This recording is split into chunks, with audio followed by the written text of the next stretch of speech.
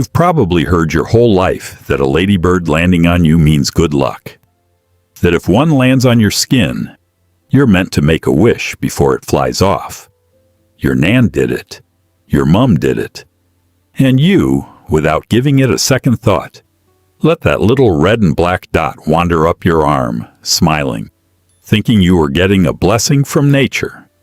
But what you're about to find out is going to change the way you look at your backyard, your windowsill, any surface where one of these little insects decides to settle. Because this seemingly harmless creature, this symbol of good fortune printed on kids' storybooks, has a secret that scientists have known about for decades and almost nobody outside a lab actually understands. When a ladybird senses it's in danger, and the warmth of your skin, the pressure of your fingers, even just the act of closing your hand near it, is enough to set off that alarm. It does something that looks straight out of a tiny horror film. It bleeds on purpose. And that yellowish liquid you might have seen ooze out of a ladybird before, the stuff a lot of people mistake for wee or pollen, is neither of those things. It's a chemical weapon. It's the same defense mechanism that on a massive scale protects veggie patches, orchards, and entire crops from destruction. And today, you're going to find out why this tiny insect you might have squashed without a second thought is actually one of the most underrated guardians in the natural world. Let's get straight to the bit nobody taught you at school. A ladybird's bright colors aren't just there to look pretty. Red, orange, yellow with black spots. That's a warning sign. In nature, this color pattern has a proper name. It's called warning coloration, and it works like a billboard screaming at any predator nearby. Don't even think about eating me, I'm poisonous. And it's not bluffing. When a ladybird feels threatened, it releases a thick, strong-smelling yellow fluid from the joints of its legs, something scientists call reflex bleeding. This isn't muck or waste. It's the insect's own hemolymph, basically its version of blood, mixed with bitter, mildly toxic alkaloid compounds. A bird that's had a taste of that once will learn never to go near a ladybird again for the rest of its life. Here's the plot twist. This defense mechanism is so effective that plenty of predators memorize the ladybird's color pattern and steer clear of anything that looks similar for good. Which means that little red dot landing on your arm isn't there because of luck, superstition, or fate. More often than not, it's there because it's recovering from a flight, warming itself up on your skin, or simply lost, trying to work out whether you're a threat or just a massive warm patch of bushland. And if you close your fist around it, if you squeeze it, if you try to trap it, to make that wish, there's a real chance it'll react exactly the way it would against a bird, releasing that yellow fluid straight onto your skin. For most people, that just means a stain and a nasty smell. But for people with sensitive skin, repeated contact with that fluid has been known to cause irritation and mild allergic reactions. The good luck legend, at the end of the day, is really just a misreading of an animal, quietly screaming, "Let me go."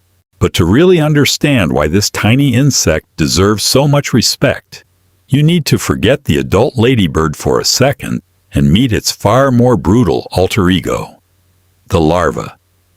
If you've ever spotted a ladybird larva without knowing what it was, you probably got a bit of a shock. It's got none of the delicate charm of the adult. It's long, dark gray with orange markings, covered in little spikes, looking like a miniature dragon straight out of a sci-fi flick.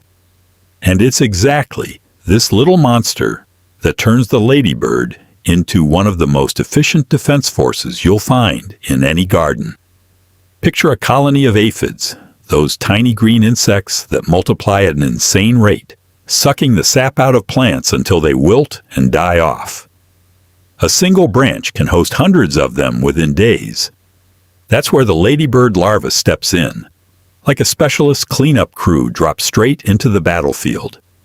It moves across the leaf with surgical precision, tracks down the aphid, and attacks, tearing the prey open and draining it in seconds. A single ladybird larva, over the few weeks it spends in this stage, can devour anywhere between 300 and 1,000 aphids. Multiply that by an entire population of larvae hatching at the same time in one garden, and you've got a proper squad of bodyguards working for free, round the clock, without the homeowner having a clue. And it's not just aphids.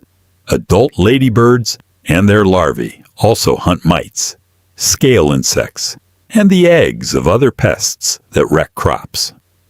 Some ladybird species are so good at this job that they've been deliberately introduced onto farms and orchards all over the world, acting as natural pest control and cutting down the need for chemical pesticides. Scientists genuinely breed and sell ladybirds for farmers to release across their crops, like an outsourced army of protection. Think of it as an invisible architect working away at the structure of your garden. While you're asleep, while you're at work, this tiny insect is patrolling leaf by leaf, branch by branch, keeping a population in check that, left alone, would explode and wipe everything out within weeks. The ladybird isn't garden decoration. It's an active, silent, and seriously effective security system. Now picture pulling that guardian out of the equation. Without ladybirds and without the other natural predators competing for the same food source, an aphid population on a single plant can double within days. That's not an exaggeration.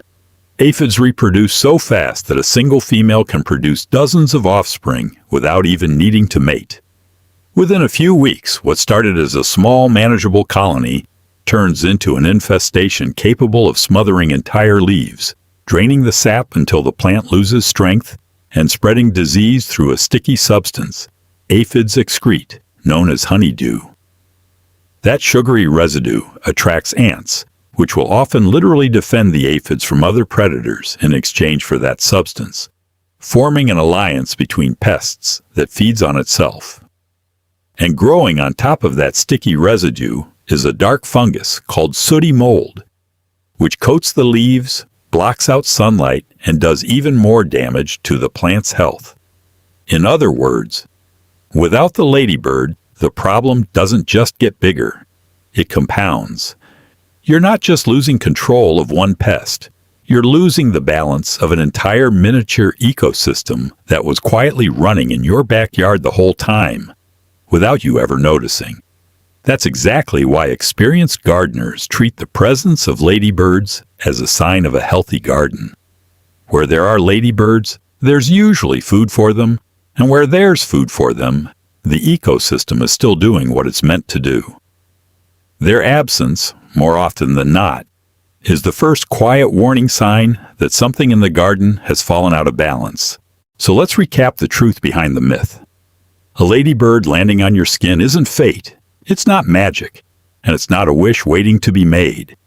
It's an insect warming itself up, getting its bearings, maybe escaping a predator, and fully capable of defending itself by releasing a toxic yellow fluid if it feels threatened. Respecting that doesn't mean being scared of it. It just means letting it go on its way, without squeezing it, without closing your fist, without trying to trap the luck that was never really there in the first place. And hiding behind this sweet-looking little creature is one of the most efficient biological control machines nature has ever come up with. A predator disguised as a lucky charm, an army disguised as garden decoration. It doesn't ask for anything in return. It doesn't need applause or recognition. It just keeps doing its job, quietly, eating pests you never knew existed, protecting plants you never knew were at risk. Next time a ladybird lands near you, maybe the first thought in your head won't be about luck anymore. Maybe it'll be about respect, about understanding that that little red and black dot carries within it a story of defense, of hunting, and of balance that most people never stop to think about. If this mystery made you look at your own backyard a bit differently, drop a like and hit subscribe. On this channel, we bust one myth at a time, uncovering the secrets hidden inside the most ordinary creatures in your own backyard. And the next mystery might already be sitting on you right now, without you even realizing it.